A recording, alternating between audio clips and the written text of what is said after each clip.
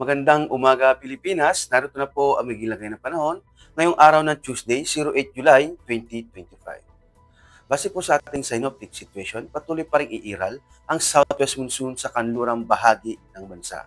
Ang minomonitor nating nakaraan na bagyo na si Tropical Storm Danas, formerly Bising, ay wala nang direktang epekto sa ating bansa at ito'y papunta na ng China.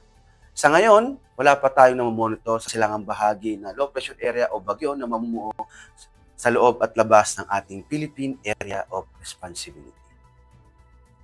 Dulot pa rin ng southwest monsoon ang Metro Manila, Cordillera Region, Central Luzon, Mimaropa ay makakaranas ng maulap na kalangitan na may kalat-kalat na pag-ulan, tulog at kidlat. At sa Bicol Region ay maging bahagyang maulap hanggang sa maulap na papawirin na may pulupulong pag-ulan, kulog at kidlat.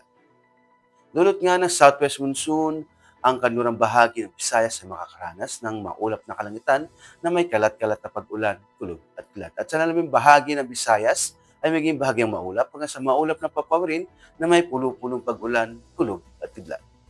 Ganun din sa Mindanao, lalong-lalo na sa Zamboanga Peninsula, BARMM at Sultan Kudarat ay makakaranas ng maulap na kalangitan na may kalat-kalat na pag-ulan, kulog at kidlat. At sa nalaming bahagi ng Mindanao, magiging bahagyang maulap hanggang sa maulap na papawirin na may pulupulong pag-ulan, kulog at kidlat.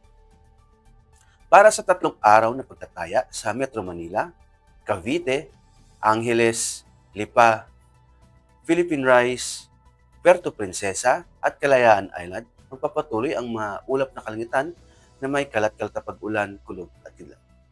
At pagdating sa Lapu-Lapu, Davao, at Zamboanga, maging bahagyang maulap hanggang sa maulap na papawirin na may pulupulong pag-ulan, kulog at kidlat.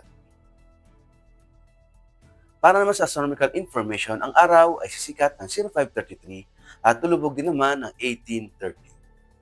Para sa moon illumination, meron tayong 94%. At para manatiling updated sa lagay at pagtayo ng panahon, i-follow lamang ang mga social media accounts.